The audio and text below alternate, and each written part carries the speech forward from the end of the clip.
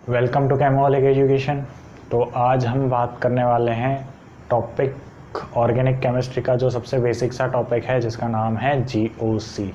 ठीक है, तो जीओसी जो है वो स्टार्ट करने से पहले मैं ये बता दूं कि ऑर्गेनिक केमिस्ट्री के लिए सबसे इम्पोर्टेंट टॉपिक है, क्योंकि हमें जो फर्दर आगे ऑर्गेनिक पढ़नी पड़ती है जिसमें रिएक्शन मैकेनिज़म्स वगैरह जो हम बात डील करते हैं रिएक्शंस के साथ, तो उनमें दिक्कत इसी वजह से आती है कि हमारा इस टॉपिक का जो बेस है वो वीक होता है। सही है, तो हम एकदम बेसिक से और एकदम ज़ीरो से इस टॉपिक को स्टार्ट करेंगे और अच्छे से पढ़ेंगे। लेकिन इस टॉपिक को स्टार्ट करने से पहले मैं ये बता दूं कि आपको केमिकल बॉन्डिंग में जो हम इलेक्ट्रोनेगेटिविटी वगैरह पढ़ते हैं या फिर पीरियोडिक टेबल में जो पढ़ते हैं, कहने का मतलब ये है कि इलेक्ट्रोनेगेटिविटी की जो है अच्छी नॉलेज होनी चाहिए आपकी।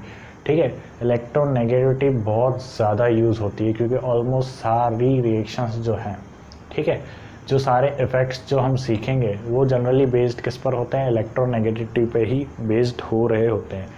ठीक है, तो इसीलिए आपकी इलेक्ट्रोनेगेटिविटी कह लो या फिर पूरी तरीके से केमिकल बॉन्डिंग और पीरियोडिक टेबल जो होती है, जो चैप्टर मैंने पढ़ाए हैं, ठीक है, पीरियोडिक टेबल तो शायद आशीष सर ने पढ़ा है और केमिकल बॉन्डिंग मैंने पढ़ा रखी है, तो उसकी काफ़ी अच्छी नॉलेज होनी चाहिए ऑर्बिटल्स को लेकर। ठीक है, इलेक्ट्रोनेगेटिविटी के नाम पे सिर्फ इतना ही नहीं कि कार्बन से ज़्यादा, कार्बन और नाइट्रोजन में कौन ज़्यादा इलेक्ट्रोनेगेटिविटी है, हाँ नाइट्रोजन है। ठीक है, अब बताओ कि sp कार्बन और sp3 नाइट्रोजन, ठीक है, इस कंडीशन में कौन ज़्यादा इलेक्ट्रोनेगेटिव है, तो यहाँ पर sp कार्बन जो है वो ज़्यादा इलेक्ट्रोनेगेटिव होगा as compare to sp3 nitrogen के। ठीक है, तो ये इतनी अच्छी लेवल की आपकी इलेक्ट्रोनेगेटिविटी की नॉलेज हो तो बेटर है, क्योंकि हाई लेवल के जो क्वेश्चंस होते हैं उनमें हमारे यही कंसेप्ट जो हैं ढीले होने की वजह से क्वेश्चन की ख़राब हो जाते हैं। ठीक है, तो इसीलिए जो है इलेक्ट्रोनेगेटिविटी की काफ़ी अच्छी नॉलेज रखना, तो एक बार उसे रिवाइज कर लेना जीओसी स्टार्ट करने से पहले। तो अब स्टार्ट करते हैं जीओसी।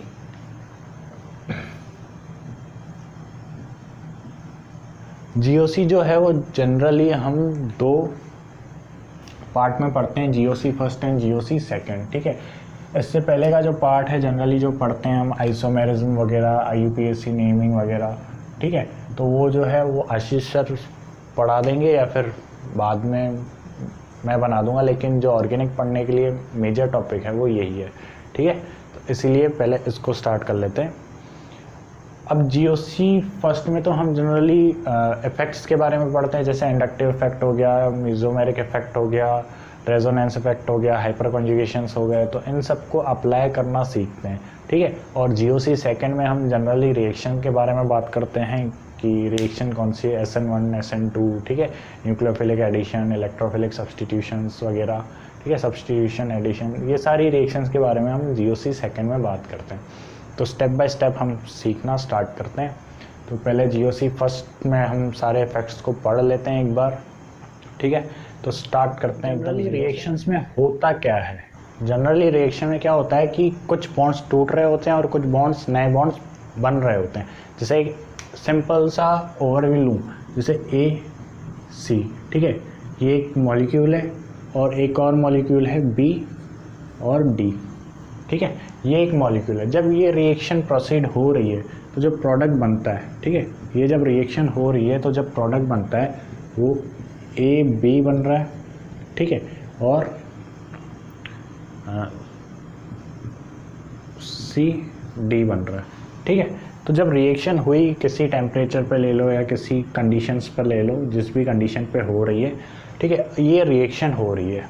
ठीक है, तो अब इसमें हुआ क्या है कि A और C ने अपना बॉन्ड तोड़ा है, इधर B और D ने अपना बॉन्ड तोड़ा है, और A ने तो B से बॉन्ड बना लिया और C ने D से बॉन्ड बना लिया है। ठीक है, तो यहाँ पर हो क्या रहा है कि एक तो बॉन्ड टूट रहा है, ठीक है, और एक नया बॉन्ड बन रहा है, मतलब एक नहीं, यहाँ पर दो बॉन्ड टूट रहे हैं और दो नए बन रहे हैं। ठीक है, कितने बन रहे हैं कितने टूट रहे हैं वो मायने नहीं रखता, लेकिन मायने क्या रखता है कि जनरली रिएक्शंस के टाइम पर होता क्या है कि बॉन्ड बन रहे हैं और बॉन्ड टूट रहे हैं। ठीक है, तो अब जनरली हमें यही डील करना है सबसे पहले तो कि जो बॉन्ड है वो किस तरीके से टूटते हैं और किस तरीके से बनते हैं। ठीक है, तो जनरली जो बॉन्ड होता है वो दो तरीके से टूटता है या बनता है, ठीक है। जैसे ए और बी एक बॉन्ड है, ठीक है, तो इसका जो क्लीवेज है, ठीक है, जो इसका टूटने का तरीका है, तो जनरली हम बॉन्ड के बारे में एक बात तो जानते हैं कि जो बॉन्ड बनता है वो इक्वल शेयरिंग ऑफ इलेक्ट्रॉन से बनता है जनरली, ठीक है। भाई यहाँ पर एक इलेक्ट्रॉन तो किसका होगा, ए का होगा, और एक इलेक्ट्रॉन बी का होगा, ठीक है। जनरली यही कंडीशंस होती है। और जब ये बॉन्ड टूटता है, ठीक है, तो दो तरीके से टूटता है। वो दो कंडीशंस कौन कौन सी होती है?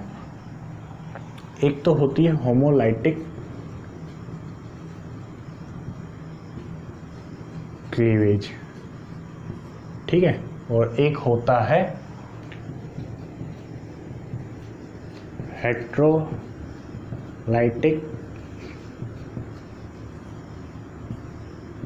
क्लीवेज, ठीक है। तो अब ये होमोलाइटिक क्लीवेज और हेट्रोलाइटिक क्लीवेज आखिर होता क्या है?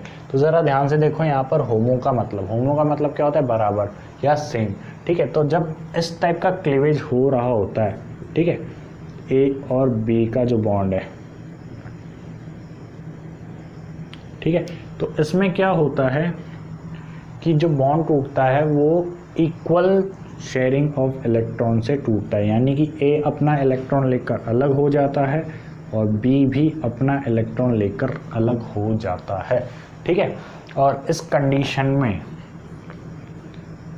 एक सिंगल अनपेयर्ड इलेक्ट्रॉन दोनों एटम्स के पास होता है, और इसी को हम फ्री रेडिकल कहते हैं या फ्री रेडिकल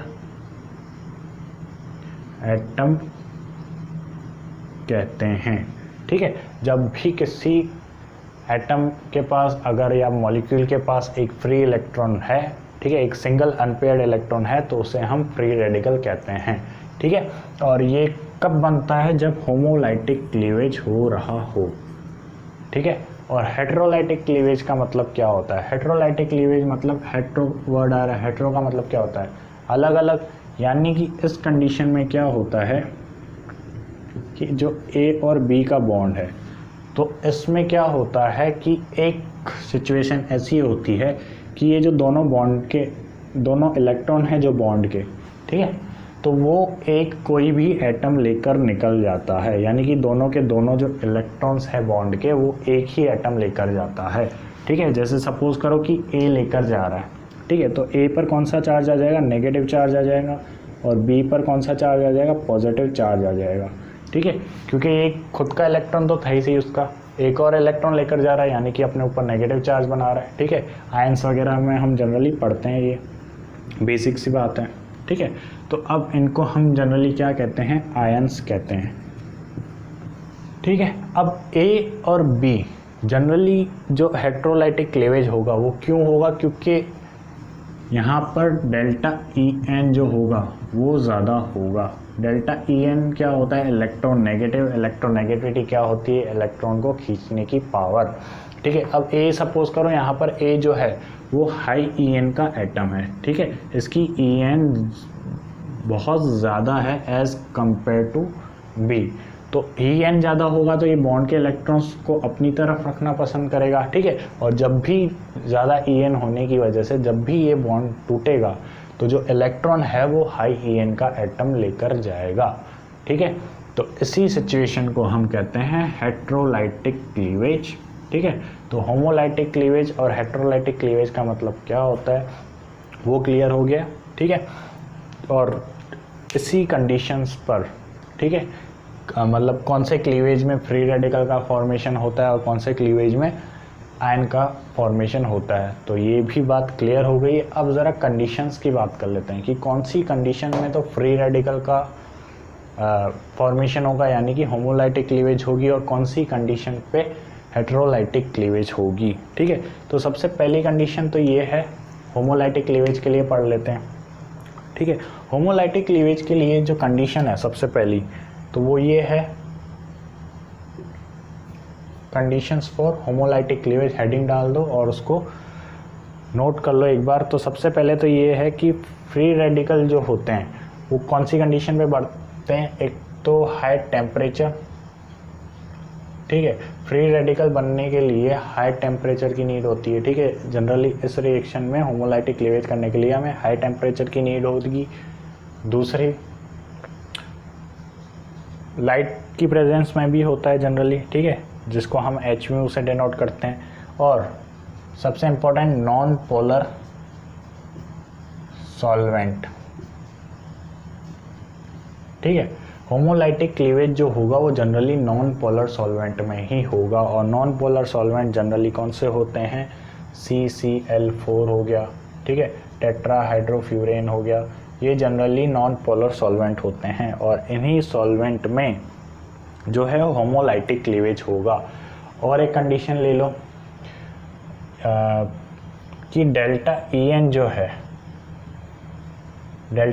जो है वो लेस देन 2 होना चाहिए, ठीक है, तभी होमोलाइटिक क्लीवेज होगा। तो ये जो कंडीशन है वो होमोलाइटिक क्लीवेज की है। क्या क्या कंडीशन है? एक तो हाई टेम्परेचर होना चाहिए, ठीक है, उसके बाद फोटो लाइट यानी कि लाइट की प्रेजेंस में भी हो जनरली होमोलाइटिक क्लीवेज होता है। उसके बाद नॉन पोलर सॉल्वेंट, ठीक है, नॉन पोलर सॉल्वेंट में भी जनरली कौन सा क्लीवेज होगा? होमोलाइटिक क्लीवेज होगा। और डेल्टा EN जो है वो भी 2 से कम होना चाहिए, यानी A और B के बीच में जो इलेक्ट्रोनेगेटिव डिफरेंस है, ठीक है, वो जनरली 2 से कम होना चाहिए। उन्हीं कंडीशन में होमोलाइटिक क्लीवेज होगा। अब ज़रा हेट्रोलाइटिक क्लीवेज की बात कर लेते हैं। तो हेट्रोलाइटिक क्लीवेज क्या होगी, कब होगा? जब कंडीशन, हेडिंग डालो इसकी, कंडीशन फॉर हेट्रोलाइटिक क्लीवेज। तो ये क्लीवेज कब होगा? जब टेम्परेचर जो है जनरली लो होता है, ठीक है, इसके लिए कोई हाई टेम्परेचर लेने की ज़रूरत नहीं होती। दूसरी कंडीशन ये है कि सेम होमोलाइटिक के एग्जैक्टली अपोजिट कंडीशंस होगी। दूसरी कंडीशन ये है कि पोलर सॉल्वेंट में जनरली ये होगा, ठीक है। पोलर सॉल्वेंट तो बहुत सारे होते हैं, ठीक है, पोलर सॉल्वेंट तो बताने की ज़रूरत है नहीं। H2O भी एक तरीके का पोलर सॉल्वेंट है। उसके बाद हम बात करें डेल्टा EN की, तो यहाँ पर जो है डेल्टा EN का डिफरेंस क्या है? 2 से ज़्यादा होना चाहिए, ठीक है। तो ये कुछ पॉइंट्स हैं कि कब हेट्रोलाइटिक क्लीवेज से कौन से मैकेनिज़्म के थ्रू जो है रिएक्शन प्रोसीड करेगी, ठीक है, किस तरीके से बॉन्ड जो है वो टूटेगा, हेट्रोलाइटिक क्लीवेज से टूटेगा या होमोलाइटिक क्लीवेज से टूटेगा। तो ये तो जनरली बात थी कि बॉन्ड जो है वो किस तरीके से टूटता है, ठीक है। तो ये कंडीशन हो गई। अब ज़रा यहाँ पर हम आयंस और रेडिकल्स के बारे में बात कर लेते हैं। पहली बात तो ये है कि जो रेडिकल्स होते हैं वो हाईली रिएक्टिव होते हैं, ठीक है, हाईली रिएक्टिव होते हैं यानी बहुत कम स्टेबल होते हैं, ठीक है, रिएक्शन में फटाफट आगे प्रोसीड करने की कोशिश करते हैं। उसके बाद यहाँ पर आयन की बात करें, ठीक है, तो जनरली हम जो नेगेटिव चार्ज अगर होता है तो उसे हम एनायन कहते हैं, और अगर एटम पर पॉजिटिव चार्ज हो उसे कैटायन कहते हैं, ठीक है। तो अब एनायन और कैटायन, और अगर सपोज करो कि कार्बन पर अगर पॉजिटिव चार्ज है या फिर कार्बन पर नेगेटिव चार्ज है, तो अगर पॉजिटिव चार्ज है तो उसे हम कार्बोकैटायन बोल देते हैं, ठीक है, कार्बोकैटायन बोल देते हैं। और अगर कार्बन पर नेगेटिव चार्ज है तो उसे कार्ब एनायन बोल देते हैं, ठीक है। तो अब ये कार्बोकैटायन कौन सी कंडीशन में बनेगा और कार्ब एनायन कौन सी कंडीशन में बनेगा? तो जाहिर सी बात है, पहली बात तो ये है कि हेट्रोलाइटिक क्लीवेज में ही कार्ब एनायन और कार्बोकैटायन बनेगा, ठीक है।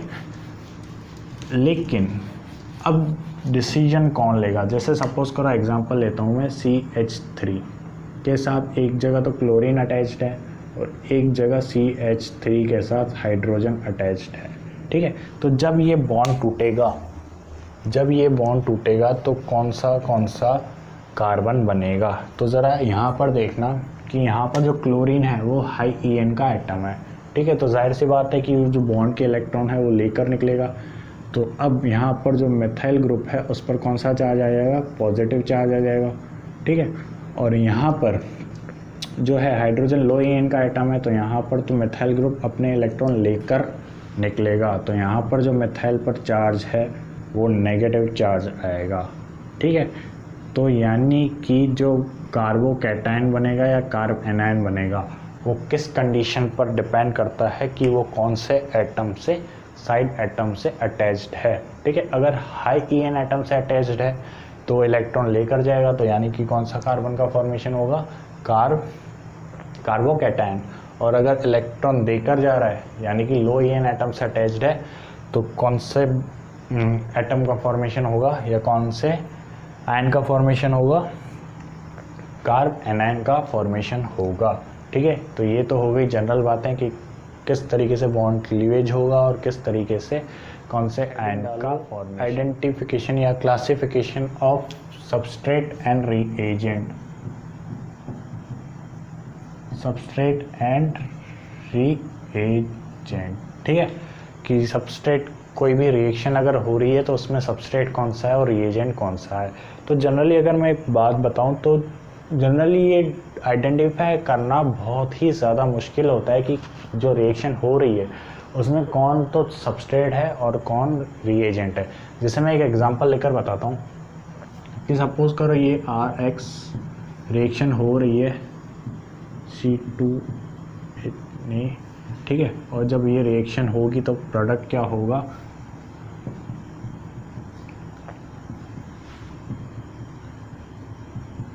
ये प्रोडक्ट होगा।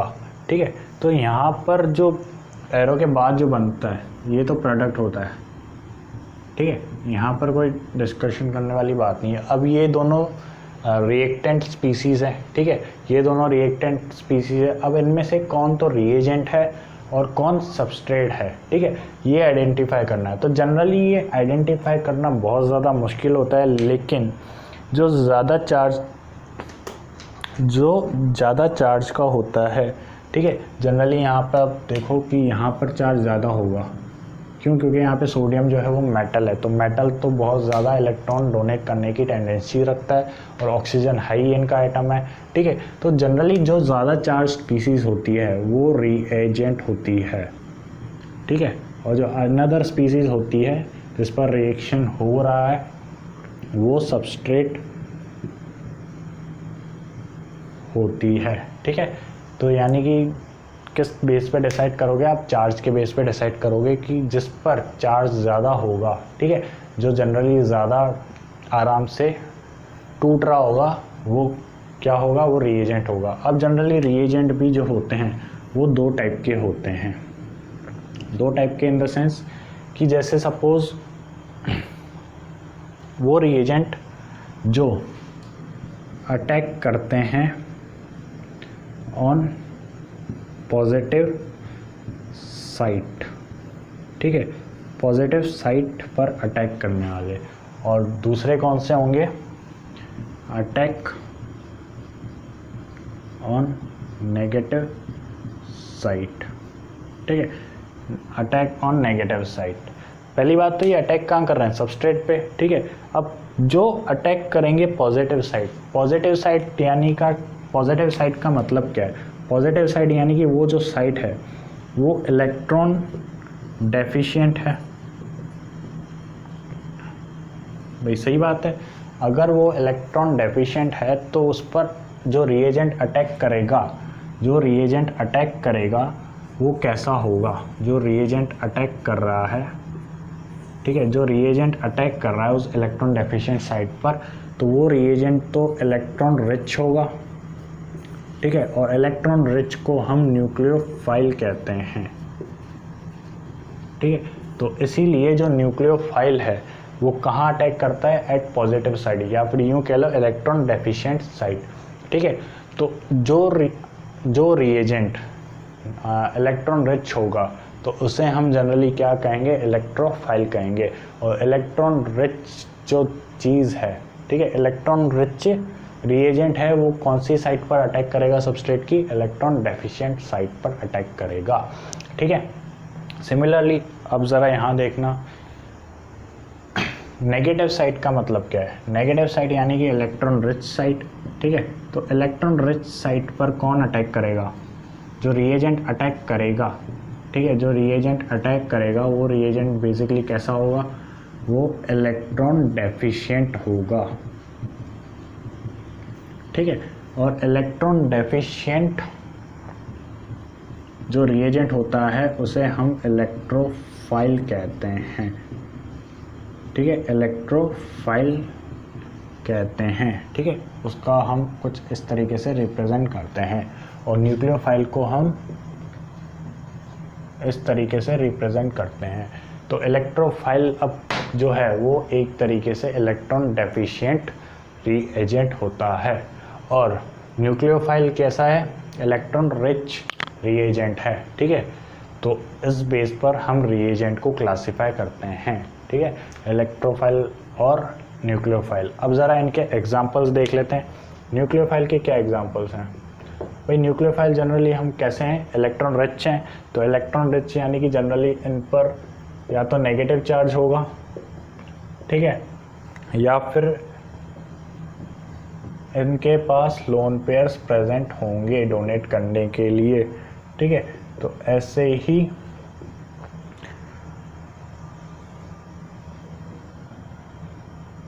ठीक है, RLI ये जनरली कैसे होते हैं, न्यूक्लियोफाइलिक नेचर के होते हैं। एग्जाम्पल नोट कर लिए, ठीक है। अब ज़रा इलेक्ट्रोफाइलिक के एग्जाम्पल देखना। जैसे इलेक्ट्रोफाइल के एग्जाम्पल मैं यहाँ लिख लेता हूँ, ठीक है, H+ हो गया या फिर Cl+ हो गया, I+ हो गया, Br+ हो गया, ठीक है।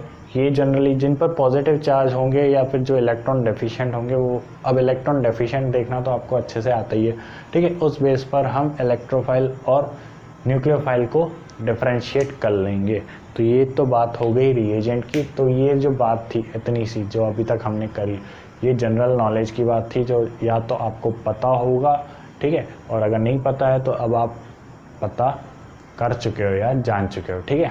बताना मेरा काम था। अब यहाँ से हम मेन ऑर्गेनिक केमिस्ट्री स्टार्ट करेंगे, या यूँ कह लो main GOC start. New heading डाल लो कि फैक्टर्स अफेक्टिंग रिएक्टिविटी या फिर फैक्टर्स इन्फ्लुएंसिंग रिएक्टिविटी, ठीक है। तो अब जनरली जो रिएक्शन होती है, ठीक है, वो ऐसे तो है नहीं कि मुँह उठाकर कैसे भी हो गई, या रिएजेंट जो अटैक कर रहा है, जैसे हमने अभी पिछले थोड़ी देर पहले देखा था कि न्यूक्लियोफाइल या इलेक्ट्रोफाइल अटैक कर रहे थे, वो मुँह उठाकर ऐसा तो है नहीं कि सबस्ट्रेट देखा और अटैक कर दिया, ठीक है। कुछ कंडीशंस होती है, कुछ इफेक्ट्स लग रहे होते हैं ड्यूरिंग द रिएक्शन, जैसे इंडक्टिव इफेक्ट हो गया, रेजोनेंस इफेक्ट हो गया, या फिर यूँ कह लो हाइपर कंजुगेशन हो गया, ठीक है। ये जनरली इफेक्ट्स लग रहे होते हैं और यही इफेक्ट्स डिसाइड करते हैं कि न्यूक्लियोफाइल या इलेक्ट्रोफाइल किस जगह पर जाकर अटैक करने वाला है, ठीक है। तो जनरली हमें पहली बात तो ये है कि इन इफेक्ट्स को पढ़ना पड़ेगा, ठीक है, कि इंडक्टिव इफेक्ट क्या होता है, रेजोनेंस इफेक्ट क्या होता है, या फिर हाइपर कंजुगेशन क्या होता है, ठीक है। तो स्टार्ट करते हैं सबसे पहला वाला इंडक्टिव इफेक्ट, ठीक है।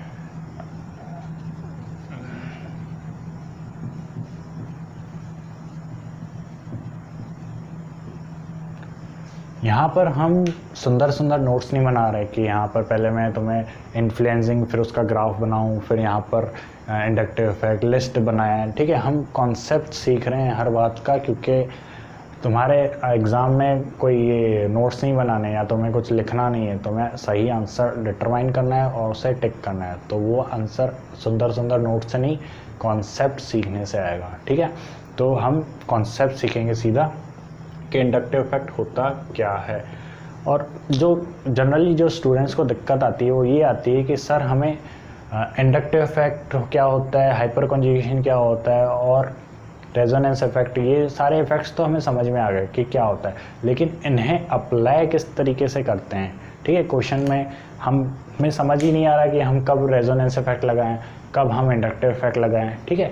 तो ये भी बात जो है वो क्लियर हो जाएगी आपकी, ठीक है। जनरली मुझे पता है कि क्या जो सिचुएशन क्रिएट होती है क्वेश्चंस के दौरान, ठीक है, तो वो जो है वो उन सारी बातों का आंसर आपको मिल जाएगा। लेकिन एक बार हम पढ़ तो लें कि इंडक्टिव इफेक्ट क्या होता है, ठीक है। जो नए नए स्टूडेंट हैं उनके लिए ज़रूरी है। तो स्टार्ट करते हैं कि इंडक्टिव इफेक्ट होता क्या है। तो इंडक्टिव इफेक्ट बेसिकली होता कुछ नहीं है, जैसे एक पहले मैं एग्जांपल से ही बताता हूँ। एग्जांपल से क्या, सपोज़ एक कार्बन की चेन है और उससे एक हेट्रो एटम लगा हुआ है, ठीक है। अब ये जो हेट्रो एटम है, ठीक है, ये कोई भी चेन है और ठीक है, और यहाँ पर हेट्रो एटम लगा हुआ है। अब ये हेट्रो एटम जो है, ये हेट्रो एटम है, अगर ये हाई EN का होगा, ठीक है, हाई EN का होगा या फिर इलेक्ट्रॉन विथड्रॉइंग ग्रुप होगा, ठीक है, इलेक्ट्रॉन विथड्रॉइंग ग्रुप होगा, तब क्या होगा कि ये जो इलेक्ट्रॉन्स प्रेजेंट है इन बॉन्ड्स में, इन बॉन्ड्स के इलेक्ट्रॉन को अपनी तरफ अट्रैक्ट करना स्टार्ट करेगा, ठीक है, अट्रैक्ट करना स्टार्ट करेगा। तो बेसिकली अब मैं इसकी डेफिनेशन बोल रहा हूँ, अगर आप लिखना चाहो तो लिख लो एक बार इंडक्टिव इफेक्ट की डेफिनेशन क्या होती है।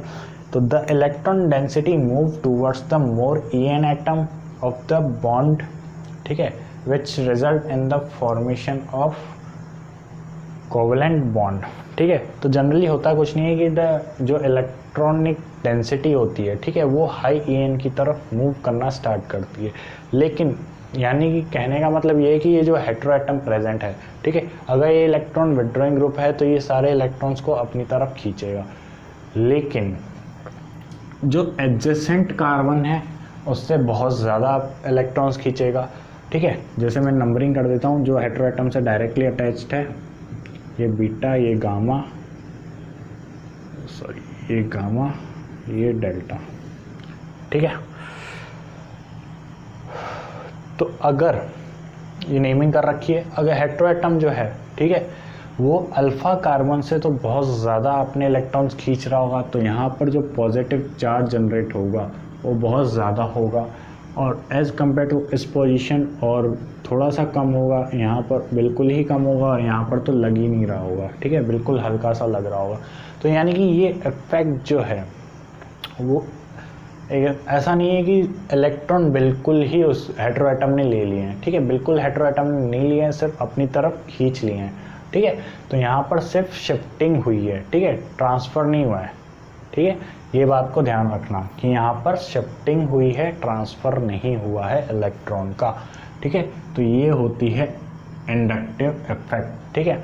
अब इंडक्टिव इफेक्ट जो है वो जनरली हम दो टाइप से पढ़ते हैं, एक तो -I इफेक्ट और एक होता है +I इफेक्ट, ठीक है। अब किस कंडीशन में तो +I इफेक्ट लगता है और किस कंडीशन में -I इफेक्ट लगता है वो हम सीख लेते हैं। तो जो अभी हम एग्जांपल कर रहे हैं उसी में सीखते हैं कि ये जो है वो इफेक्ट +I इफेक्ट है या -I इफेक्ट है। तो सबसे पहले तो यहाँ पर जो हाई EN का एटम है या फिर जो हेट्रो एटम है वो इलेक्ट्रॉन को अपनी तरफ खींच रहा है, और अगर अपनी तरफ खींच रहा है तो कौन सा चार्ज आ रहा है, इस पर नेगेटिव चार्ज आ रहा है, ठीक है, नेगेटिव चार्ज आ रहा है, तो यहाँ पर -I इफेक्ट लग रहा है, ठीक है। और सपोज करो कि दूसरा एग्जांपल ले लो, ठीक है, यहाँ पर जो EN एटम है, या सॉरी यहाँ पर जो हेट्रो एटम है वो लो EN का है, ठीक है, लो EN का है, या फिर यूँ कह लो कि इलेक्ट्रॉन डोनेटिंग ग्रुप है। तो अगर लो EN का एटम है या फिर इलेक्ट्रॉन डोनेटिंग ग्रुप है तो ये क्या करेगा, इलेक्ट्रॉन्स को डोनेट करेगा, ठीक है। तो यहाँ पर जो इस पर हेट्रो एटम पर जो चार्ज आएगा वो प्लस चार्ज लग रहा होगा, ठीक है। तो ये कौन सा इफेक्ट होगा, +I इफेक्ट लग रहा होगा, ठीक है। तो कौन सी कंडीशन में -I इफेक्ट होगा और कौन सी कंडीशन में +I इफेक्ट होगा वो भी क्लियर हो गया है क्या, ठीक है।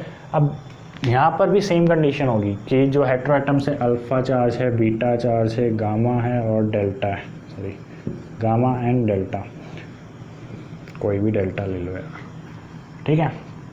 तो जो एडजेसेंट कार्बन होगा उस पर जो चार्ज आ रहा होगा यानी कि माइनस चार्ज वो ज़्यादा होगा, फिर उसके नेक्स्ट और कम होगा, उसके नेक्स्ट बिल्कुल कम, और एकदम लास्ट वाले पे तो नेग्लिजिबल चार्ज डेंसिटी बढ़ रही होगी, ठीक है।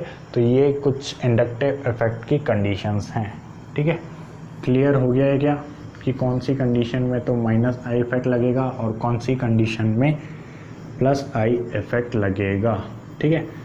तो अब ज़रा एक आध एग्जांपल देख लो कि इलेक्ट्रॉन विथड्रॉइंग ग्रुप कौन से हैं और इलेक्ट्रॉन डोनेटिंग ग्रुप कौन से हैं। तो एक टेबल बना लो, जैसे यहाँ पर हम एक बार इलेक्ट्रॉन विथड्रॉइंग ग्रुप बना लेते हैं, ठीक है। और यहाँ पर इलेक्ट्रॉन डोनेटिंग ग्रुप की लिस्ट बना लेते हैं। इलेक्ट्रॉन विथड्रॉइंग ग्रुप कौन सा इफेक्ट लगा रहे होंगे, -I इफेक्ट लगा रहे होंगे, ठीक है। चाहो तो नीचे -I इफेक्ट लिख लो, और electron donating group +I effect लगा रहे होंगे, ठीक है। तो कौन कौन से ग्रुप होंगे एग्जाम्पल देख लो, जैसे R4N4 जो होंगे, R4N+ जो होगा, या फिर नाइट्रो ग्रुप जो होगा, ठीक है, या फिर साइनाइड ग्रुप ले लो, ठीक है, या फिर हेलोजेंस ले लो। ये जनरली हाई एंड्स के एटम होते हैं, ठीक है। अल्कोहल ले लो, अमाइड ले लो, ठीक है। ये जो होते हैं जनरली इलेक्ट्रॉन विथड्रॉइंग ग्रुप होते हैं और हाई EN के होते हैं। और जो +I इफेक्ट है तो सबसे बेस्ट एग्जांपल है मेथाइल ग्रुप, ठीक है। तो ये जो होते हैं जनरली इलेक्ट्रॉन डोनेटिंग ग्रुप होते हैं, और यहाँ पर 1 डिग्री लिख लेना, ठीक है। 1 डिग्री वाले की बात कर रहा हूँ मैं, ठीक है। 1 डिग्री होंगे तो इन द सेंस sp3 की बात कर रहा हूँ, ठीक है। 1 डिग्री कार्बन की मैं बात कर रहा हूँ। और 1 डिग्री कार्बन क्या होता है, ये तो 1 डिग्री कार्बन वो होते हैं जो अपने एडजेसेंट कितने कार्बन से जुड़े हुए हैं, ठीक है। डिग्री ऑफ कार्बन भी बताऊँ क्या, एक बार कार्बन की डिग्री कैसे देखते हैं वो भी देख लो, कि जो कार्बन का मॉलिक्यूल है या कार्बन का जो एटम है वो कितने कार्बन से जुड़ा हुआ है, ठीक है, वो डिग्री ऑफ कार्बन डिसाइड करता है। जैसे सपोज करो कि यहाँ पर तीनों बॉन्ड जो है वो कार्बन से ही बने हुए हैं, यहाँ पर 2 बॉन्ड कार्बन से बने हुए हैं, यहाँ पर एक ही बॉन्ड जो है वो कार्बन से बना हुआ है। तो यहाँ पर 3 कार्बन है, तो ये जो सेंट्रल कार्बन है, ठीक है, ये 3 डिग्री कार्बन हो गया। और अगर ये जो सेंट्रल कार्बन है वो 2 कार्बन से जुड़ा हुआ है, ठीक है, एक ये कार्बन और एक ये कार्बन, तो ये 2 डिग्री कार्बन हो गया। और अगर सिर्फ सेंट्रल जो कार्बन है वो एक ही कार्बन से जुड़ा हुआ है तो वो 1 डिग्री कार्बन हो गया, ठीक है। तो ये डिग्री ऑफ कार्बन तो बहुत छोटी सी बात है, ठीक है, नॉर्मल सी बात है कि कितने कार्बन से वो जुड़ा हुआ है, ठीक है। तो ये जनरली जब एग्जांपल्स में हम पढ़ेंगे तो अपने आप सामने आ ही जाएगा। अब ये छोटी बातें तो पढ़ाने लायक है नहीं, ठीक है, बोर हो जाओगे। तो ये हो गई क्लासिफिकेशन कि कौन से +I इफेक्ट लगाते हैं और कौन से -I इफेक्ट लगाते हैं, ठीक है। और डिग्री ऑफ कार्बन भी ऑलमोस्ट क्लियर हो गया है, ठीक है। ज़रा नेक्स्ट हेडिंग डालो इंटरमीडिएट्स, ठीक है। इंटरमीडिएट्स क्या होते हैं ये सिर्फ मैं हल्की सी इन्फॉर्मेशन दे देता हूँ, क्योंकि हमें इंडक्टिव इफेक्ट का एक एग्जांपल करना है, ठीक है। तो इसीलिए इंटरमीडिएट्स जनरली होते क्या हैं कि रिएक्शन के दौरान जनरली इनका फॉर्मेशन होता है। इंटरमीडिएट्स जैसे होते हैं, एक तो हो गया कार्बोकैटायन,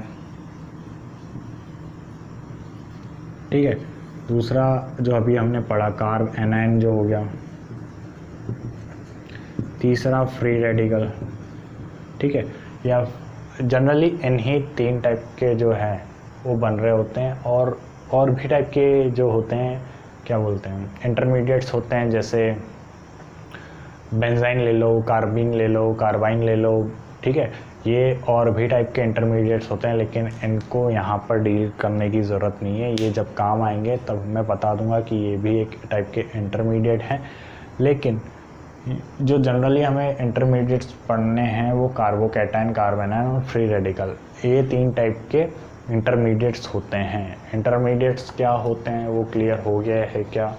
इंटरमीडिएट्स बेसिकली रिएक्शन के बीच में बनते हैं, ठीक है, in the mid of reaction ये फॉर्मेशन, इनका फॉर्मेशन होता है, और यही आगे डिसाइड करते हैं कि रिएक्शन जो है वो किस पाथ से जाएगी या फिर किस रेट से जाएगी, ठीक है। तो ये जो है अभी काम की बात नहीं है, सिर्फ इंटरमीडिएट्स क्या होते हैं वो मुझे बताना था। और जो क्वेश्चन है जो मेरा बताने का मकसद था वो ये था कि तुम्हें stability order of carbocation, free radical वगैरह बताना है। क्वेश्चन डालकर लिख लो स्टेबिलिटी ऑर्डर ऑफ कार्बोकैटायन, ठीक है, स्टेबिलिटी ऑर्डर ऑफ कार्बोकैटायन। जैसे कार्बोकैटायन बेसिकली होता क्या है, कार्बन पर प्लस चार्ज, ठीक है, कार्बन पर प्लस चार्ज,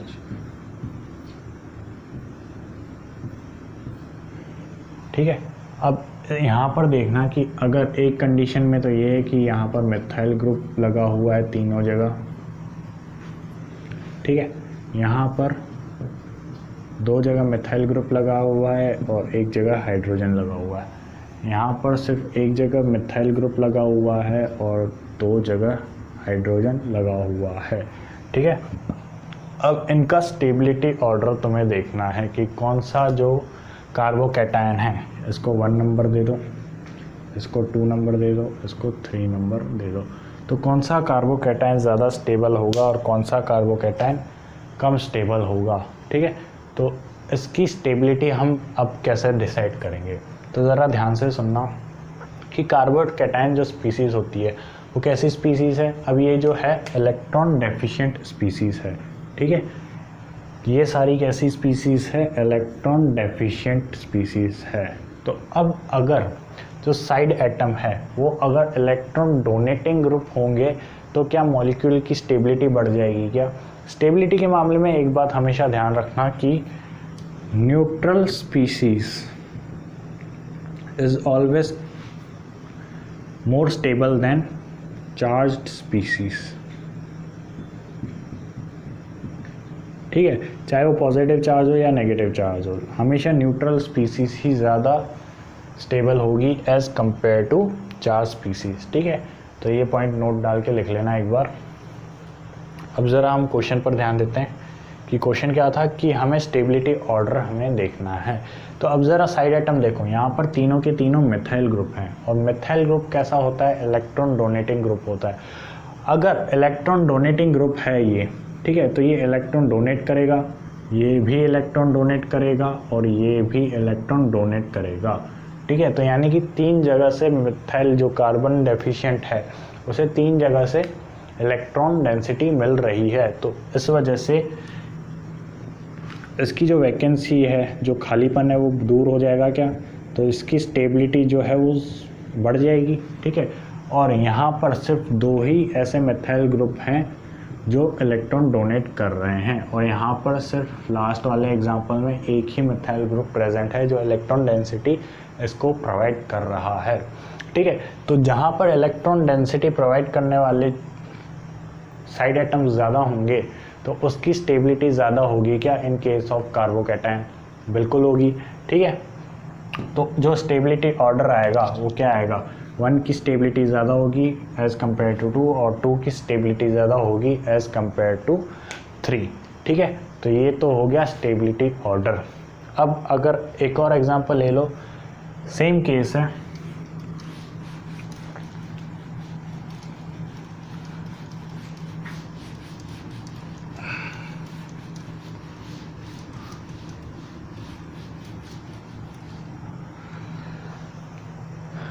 केस ये है कि ये कार्बन एटम्स हैं, यहाँ भी कार्बन एटम्स हैं, यहाँ भी कार्बन एटम्स हैं। अब यहाँ पे हम कार्बोकैटायन का ही एग्जांपल लेते हैं अभी तो, ठीक है। कार्बोकैटायन में साइड एटम जो है, यहाँ पर अब की बार साइनाइड है, यहाँ पर भी साइनाइड है, यहाँ पे साइनाइड है, यहाँ पर 2 जगह साइनाइड है, यहाँ पर 1 जगह साइनाइड है, ठीक है। अब इस केस में ज़रा स्टेबिलिटी ऑर्डर बताना कि कौन सा जो एटम है वो ज़्यादा स्टेबल होगा और कौन सा कम स्टेबल होगा, ठीक है। तो अब ज़रा देखना कि साइड एटम जो है, हमें वही कार्बोकैटायन तो इलेक्ट्रॉन डेफिशिएंट स्पीसीज़ है, लेकिन यहाँ पर जो साइड एटम है, ठीक है, वो क्या है, साइनाइड। अब साइनाइड कैसा होता है, साइनाइड जो है वो इलेक्ट्रॉन विथड्रॉइंग ग्रुप होता है, यानी कि -I इफेक्ट लगा रहा होता है। तो यानी कि ये जो साइनाइड क्या है, साइनाइड क्या करेगा, कार्बन से इलेक्ट्रॉन अपनी तरफ खींचेगा, और यहाँ पर जो कार्बोकैटायन है वो ऑलरेडी इलेक्ट्रॉन डेफिशिएंट है, और अगर इससे और भी इलेक्ट्रॉन छीने जाएंगे तो ये और ज़्यादा इलेक्ट्रॉन डेफिशिएंट होगा, और ज़्यादा इलेक्ट्रॉन डेफिशिएंट होगा तो इस पर चार्ज क्या होगा, और ज़्यादा बढ़ेगा। तो इसकी जो स्टेबिलिटी है वो क्या होगी, स्टेबिलिटी इसकी डिक्रीज होगी। आई बात समझ में? ठीक है, यहाँ पर कितने हैं, 2 साइनाइड प्रेजेंट है तो ये थोड़ी कम स्टेबिलिटी घटाएंगे, और यहाँ पर एक ही साइनाइड है तो ये बिल्कुल ही कम स्टेबिलिटी घटाएगा। ठीक है, तो स्टेबिलिटी ऑर्डर क्या हो जाएगा, ठीक है, जो लास्ट वाला है जहाँ पर बिल्कुल ही कम इलेक्ट्रॉन विथड्रॉइंग ग्रुप लगा हुआ है तो वो कार्बोकैटायन ज़्यादा स्टेबल होगा। बात समझ में आई क्या? ठीक है, तो सारा लेन देन का मामला है यहाँ पर। कार्बोकैटायन जो है खुद इलेक्ट्रॉन डेफिशिएंट है। ठीक है, अगर इलेक्ट्रॉन डेफिशिएंट है तो अगर उससे साइड एटम जो हैं वो इलेक्ट्रॉन लेने वाले हो गए, ठीक है, यानी कि इलेक्ट्रॉन विथड्रॉइंग ग्रुप हो गया, तो वो खुद और ज़्यादा इलेक्ट्रॉन डेफिशिएंट हो जाएगा, और ज़्यादा इलेक्ट्रॉन डेफिशिएंट होगा तो उसकी स्टेबिलिटी जो है वो घट जाएगी। लेकिन कार्बोकैटायन से इलेक्ट्रॉन डोनेटिंग ग्रुप जुड़े हुए हैं, ठीक है, तो जो खालीपन है, ठीक है, जो डेफिशिएंसी है वो पूरी होगी। तो जितने ज़्यादा इलेक्ट्रॉन देने वाले साइड एटम्स हैं, यानी कि electron donating group side atoms हैं, तो वो उसकी स्टेबिलिटी को क्या करेंगे, बढ़ा देंगे। ठीक है, तो ये तो ऑर्डर हो गया स्टेबिलिटी ऑफ कार्बोकैटायन का। अब स्टेबिलिटी ऑर्डर को हम फ्री रेडिकल में भी देख लेते हैं और फिर बाद में कार्ब एनायन में भी देख लेंगे। तो पहले फ्री रेडिकल में देख लेते हैं stability order of free radical.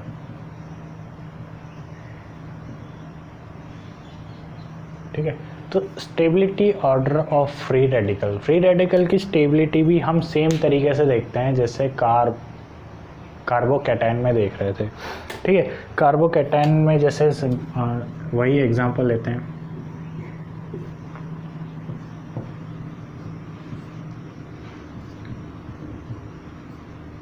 ठीक है, ये फ्री इलेक्ट्रॉन प्रेजेंट है और यहाँ पर इलेक्ट्रॉन डोनेटिंग ग्रुप हो गया, यानी कि मिथाइल ले लेते हैं। ठीक है, यहाँ पर 2 मिथाइल ग्रुप प्रेजेंट है, यहाँ पर 1 मिथाइल ग्रुप प्रेजेंट है। ठीक है, तो अब ये कंडीशंस हैं, तो अब इसमें स्टेबिलिटी ऑर्डर हम किस तरीके से देखेंगे। ठीक है, तो अब ज़रा यहाँ पर देखो कि वापस से इलेक्ट्रॉन डोनेटिंग ग्रुप जो होगा वो स्टेबिलिटी को बढ़ाएगा और इलेक्ट्रॉन विथड्रॉइंग ग्रुप जो होगा वो स्टेबिलिटी को कम करेगा। यानी कि यहाँ पर मिथाइल ग्रुप है अगेन, तो मिथाइल ग्रुप क्या करेगा, इलेक्ट्रॉन डोनेट करेगा। तो यहाँ पर जो इलेक्ट्रॉन डोनेटिंग ग्रुप अगर ज़्यादा होगा तो स्टेबिलिटी ऑर्डर भी ज़्यादा होगी। सेम कंसेप्ट लगेगा कार्बोकैटायन वाला। ठीक है, तो यानी कि इसकी स्टेबिलिटी ज़्यादा होगी एज़ कम्पेयर टू ये। ठीक है, और अगर वापस से मैं साइड एटम अगर मैंने साइनाइड लगा दिए, ठीक है, तो अगर साइनाइड लगा दिए मैंने मिथाइल की जगह साइनाइड ग्रुप अगर मैंने लगा दिया, ठीक है, अगर मैंने साइनाइड ग्रुप लगा दिया तो जो स्टेबिलिटी ऑर्डर है वो क्या हो जाएगी, वो इन्वर्स हो जाएगी। क्यों? क्योंकि जो साइनाइड ग्रुप है वो कैसा ग्रुप है, इलेक्ट्रॉन विथड्रॉइंग ग्रुप है, और अगर इलेक्ट्रॉन विथड्रॉइंग ग्रुप होगा तो कार्बोकैटायन में भी क्या कर रहा था, स्टेबिलिटी को कम कर रहा था, तो यहाँ पर भी क्या करेगा, स्टेबिलिटी को कम कर रहा होगा। ठीक है, तो यानी कि जो साइड एटम्स हैं वो स्टेबिलिटी को डिसाइड करेंगे, इंडक्टिव इफेक्ट ये कहता है। तो यहाँ पर तुम लिख लो कि इलेक्ट्रॉन विथड्रॉइंग ग्रुप जो है, ठीक है, इन केस ऑफ कार्बोकैटायन तो इलेक्ट्रॉन डोनेटिंग ग्रुप जो है वो डायरेक्टली प्रोपोर्शनल होगा stability of carbocation and free radical. ठीक है, और इलेक्ट्रॉन विथड्रॉइंग ग्रुप जो होंगे वो इन्वर्सली प्रोपोर्शनल होंगे stability order of carbocation and free radical. ठीक है, तो इस ऑर्डर को याद रखने वाली तो ऐसे कोई बात नहीं है, सीधी सादी समझने वाली बात है। ठीक है, जाहिर सी बात है किसी डेफिशिएंट स्पीसीज पर अगर इलेक्ट्रॉन डोनेटिंग ग्रुप जुड़ेगी तो वो उसकी स्टेबिलिटी को बढ़ाएगा, और अगर इलेक्ट्रॉन डेफिशिएंट स्पीसीज पर इलेक्ट्रॉन विथड्रॉइंग ग्रुप जुड़ेगा तो ऑलरेडी डेफिशिएंट है तो और ज़्यादा स्टेबिलिटी को वो कम करेगा। ठीक है, तो ये तो बात हो गई स्टेबिलिटी ऑफ कार्बोकैटायन और फ्री रेडिकल। अब ज़रा कार्ब एनायन की भी बात कर लेते हैं। ठीक है, तो कार्ब एनायन में कुछ नहीं है, एकदम जो कॉन्सेप्ट है वो उल्टे हो जाएंगे, और कॉन्सेप्ट उल्टे नहीं होंगे इन द सेंस आंसर जो है रिवर्स हो जाएंगे। जैसे ये कार्ब एनायन है, यहाँ पर कार्ब एनायन है और यहाँ पर कार्ब एनायन है। ठीक है, अब ज़रा यहाँ पर मैं एक बार मिथाइल ग्रुप जोड़ लेता हूँ। हर तीनों साइड कैसे ग्रुप जुड़े हुए हैं, मिथाइल यहाँ पर दो साइड मिथाइल ग्रुप जुड़े हुए हैं। ठीक है, ये हाइड्रोजन हो गया और यहाँ पर एक साइड मिथाइल ग्रुप जुड़ा हुआ है। ठीक है, नंबरिंग कर दो 1 2 3। अब ज़रा यहाँ पर देखना कि ऑलरेडी एक क्या है, इलेक्ट्रॉन रिच स्पीसीज़ है। ठीक है, यानी कि नेगेटिव चार्ज है, यानी कि इस पर ऑलरेडी इलेक्ट्रॉन डेंसिटी है। इलेक्ट्रॉन रिच स्पीसीज़ नहीं है, इलेक्ट्रॉन डेंसिटी ऑलरेडी प्रेजेंट है कार्बन के अंदर। और अगर साइड एटम जो हैं वो इलेक्ट्रॉन डोनेटिंग ग्रुप हो गए अगर, ठीक है, इलेक्ट्रॉन डोनेटिंग ग्रुप हो गए, जैसे कि ये मिथाइल ग्रुप है, ये मिथाइल ग्रुप है और ये मिथाइल ग्रुप है, तो ये क्या कर रहे हैं, इलेक्ट्रॉन डेंसिटी और ज़्यादा बढ़ाएंगे कार्बन पर। ठीक है, तो कार्बन तो बहुत ज़्यादा इलेक्ट्रॉन डेंसिटी का हो जाएगा। तो अगर ज़्यादा चार्ज जनरेट होगा तो मैंने क्या कहा था कि ज़्यादा चार्ज भी अनस्टेबिलिटी की ओर लेकर जाता है एटम को। ठीक है, और यहाँ पर सिर्फ दो ही मिथाइल ग्रुप हैं जो इलेक्ट्रॉन डेंसिटी बढ़ाएंगे। ठीक है, और यहाँ पर सिर्फ एक ही मिथाइल ग्रुप है जो इलेक्ट्रॉन डेंसिटी बढ़ाएगा सेंट्रल एटम पर। तो इसीलिए जो स्टेबिलिटी होगी वो थर्ड की ज़्यादा होगी एज़ कम्पेयर टू फर्स्ट। ठीक है, क्योंकि यहाँ पर इलेक्ट्रॉन डेंसिटी बहुत ज़्यादा बढ़ गई, यहाँ पर थोड़ी मीडियोकर बढ़ी और यहाँ पर तो बिल्कुल ही कम बढ़ी। ठीक है, तो इसी वजह से जो ये वाला स्पीसीज़ होगा, ठीक है, ये वाला जो मॉलिक्यूल होगा वो ज़्यादा स्टेबल होगा एज़ कम्पेयर टू बाकी सब। ठीक है, और अगर साइड एटम मैंने विथड्रॉइंग ग्रुप लगा लिए तो क्या होगा, तो जाहिर सी बात है अगर विथड्रॉइंग ग्रुप होंगे तो स्टेबिलिटी ऑर्डर क्या होगा, ज़रा देखना, वही negative charge and negative charge. ठीक है, एक साइनाइड ग्रुप हाइड्रोजन और यहाँ पर दो साइनाइड ग्रुप। ठीक है, यहाँ पे हाइड्रोजन, यहाँ पर 3 साइनाइड ग्रुप। ठीक है, नंबरिंग ये हो गया। तो उसके बाद अब देखो यहाँ पर जो साइड एटम्स है वो मैंने साइनाइड ले लिया, और साइनाइड कैसा एटम होता है, विथड्रॉइंग ग्रुप होता है, और सेंटर में क्या प्रेजेंट है, already electron density high present है। तो साइनाइड कैसा ग्रुप है, इलेक्ट्रॉन विथड्रॉइंग ग्रुप है, तो ये इलेक्ट्रॉन डेंसिटी को अपनी तरफ खींचेंगे। ठीक है, तो अगर अपनी तरफ इलेक्ट्रॉन डेंसिटी को खींचेंगे तो मॉलिक्यूल को क्या न्यूट्रलिटी के तरफ लेकर जाएंगे। ठीक है, न्यूट्रलिटी की तरफ लेकर जाना मतलब ये अगर अपनी तरफ खींचेंगे तो ये जो इलेक्ट्रॉन डेंसिटी थी वो आपस में बढ़ जाएगी, सारे एटम्स में आपस में बढ़ जाएगी। ठीक है, तो इसी वजह से जो इसकी स्टेबिलिटी है वो बहुत ज़्यादा बढ़ेगी। ठीक है, ये स्टेबिलिटी का ऑर्डर है, स्टेबिलिटी का एरो है। ठीक है, यहाँ पर सिर्फ 2 प्रेजेंट है तो स्टेबिलिटी थोड़ी सी बढ़ेगी, और यहाँ पर तो ओनली एक ही प्रेजेंट है तो स्टेबिलिटी थोड़ी सी ही बढ़ेगी। तो ज़्यादा स्टेबिलिटी किसकी है, फर्स्ट की। ठीक है, तो आंसर का ऑर्डर क्या हो जाएगा, 1 ज़्यादा स्टेबल होगा एज़ कम्पेयर टू 2 और 2 ज़्यादा स्टेबल होगा एज़ कम्पेयर टू 3। तो यानी कि कार्बोकैटायन और कार्ब एनायन की स्टेबिलिटी ऑर्डर हम किस तरीके से देखते हैं, समझ में आ गया क्या।